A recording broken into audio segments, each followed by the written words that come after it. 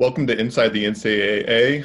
I'm Corbin McGuire, and in this episode, I have the pleasure of talking to Ethan Good, chair of the Division I Student Athlete Advisory Committee, former men's basketball player at Bowling Green, and current graduate student at Arizona State.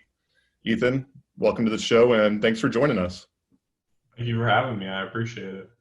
Ethan, I want to focus our conversation today on a piece of student athlete focused legislation recently passed by the Division I Council that ensures student athletes won't have to compete, won't have to practice on the first Tuesday after November 1 every year, including the upcoming election day on November 3rd. Your group, Division I SAAC, that includes a representative from all 32 Division I conferences, put this legislation together and put it forward to the council. So with that in mind, can you kind of just explain what this legislation means for student athletes? Yeah, this is, we're really excited to have this out there. We're really excited to be making this difference. For student athletes specifically, this means that, other than there's what it means literally and what it means on a bigger scale. Literally, it means, I believe it's the first Tuesday after November 1st, you're not going to be doing CARA hours, so countable, which means like practice. They still may be permitted to travel, but in terms of requirements of some serious, commitments, it's the first step in allowing student athletes to really get that day off. And we don't want it to just be a day off or a go vote day. We do want them to go vote, but we want it to be a civic engagement. We want them to give back to their community, whether that's volunteering at the polls or just volunteering in general, helping each other out, whatever that may be. That's kind of our goal and what we hope comes out of this. What it means on a bigger scale for student athletes is this is kind of the first time that, from student athletes to the rule books, it has been a developed, sought feedback on, and it's the first time that, when I'm 40, hopefully this rule is the same, it still exists. And so everyone in this group and all student athletes across the country should know that they played a part in kind of the developing of this rule, and that, this is the first step. There are many more that we could make. There's many more that I think will be made in the future, but we got to say that we were the first ones. It's exciting for sure. And you mentioned one piece of the legislation that really stood out to me, and that this isn't just an election year specific item. This is every year student athletes are going to get this day. From SAAC's perspective, why was that important to make this an annual day as opposed to just tying it to election years? Well, I think, it goes back to the point of we want it to be a civic engagement, not necessarily voting. Additionally, we recognize that it's not just presidential elections that matter. There are local elections, midterm elections. There's so many elections that student athletes can get educated about and vote at, depending on where they are in the country and what they're doing.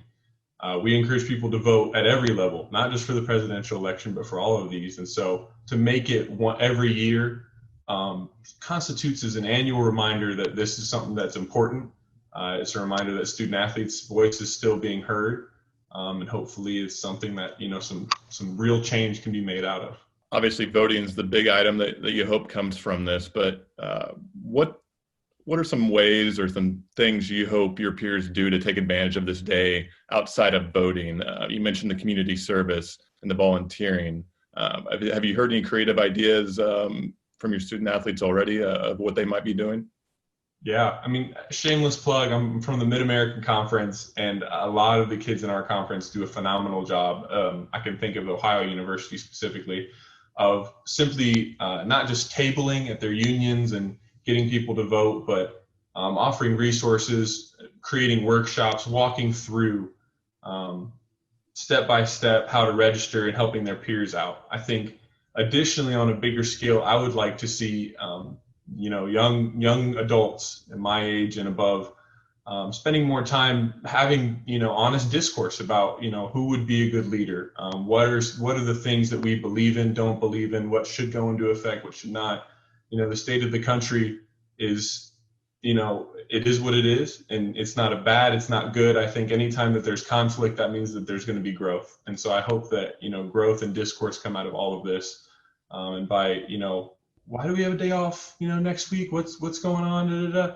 oh, because we're voting, we'll have you vote, and that just starts a conversation in terms of really sharing ideas and beliefs.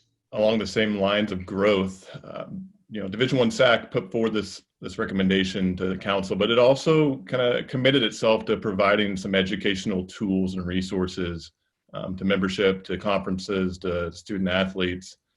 As the chair, just can you shed some light on what some of those resources might look like, or what SAC has in mind along the lines of educational resources? Well, I know. I will say, this is the first year that we've been able to get, that day off, that time off specifically. But as far as voter education and resources, that hasn't been something new to us. That's something that is a continued effort. I know that D1 SAC specifically and many of the other conferences are working with the RISE campaign, hopefully a nonpartisan way to get voters educated to kind of simplify the process. Voting seems to be very complicated, especially for people my age. It's new. There's not a lot of experience with it, and so to kind of simplify the principles, simplify what's on the table, and simplify that process. That's one option that we're doing as far, and conferences and schools obviously have their own free will and free choices of developing or doing whatever they want to do on their campus specifically. For those who may not know, can you give some background on the RISE group and just what they're about and how SAC has interacted with them? Yeah, I mean, from what I know, I've only been on SAC for a few years. We did some work with the RISE campaign regarding some I like to call it deeper thinking. Essentially, it makes you, when I talk about those conversations, those discourse, they do a really good job of walking through a lot of those issues. Identity specifically is one workshop that we did with them, and what we identify as, what parts of our identity carry more weight or less weight. But from my understanding, RISE specifically is a nationwide group that, and for our purposes specifically, is trying to share voting resources and help us out. So we're grateful for them. I want to take a brief step back. For those who may be unaware of what SAC is, can you provide an overview of what the role of SAC is from the national level, how it works with the conference level SACs, and then all the way down to the campus level SACs in a way that you're really representing the full student athlete voice as effectively as you can? Corbin, you just asked my favorite question. I love talking about what SAC does, but what SAC is, I think, is one of the biggest things that could be shared across the country. When I came into college, I didn't know what SAC was. Essentially, it is the Student Athlete Advisory Committee. Its role at the NCAA is to represent student athletes.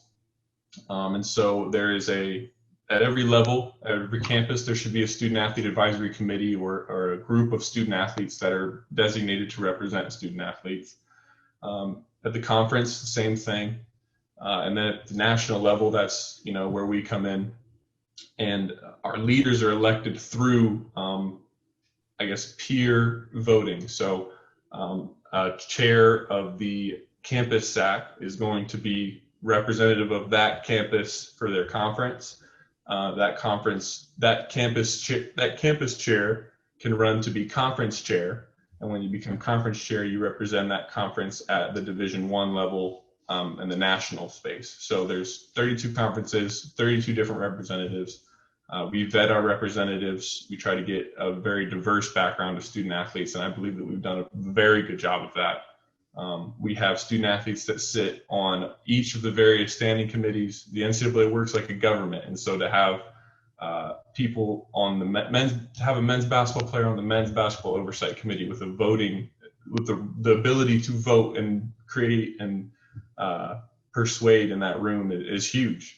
To have, and the same thing for women's basketball and football and competition oversight and medical safeguards, and there's all kinds of areas where student athletes are taking hours out of their day to listen and to learn and to provide feedback.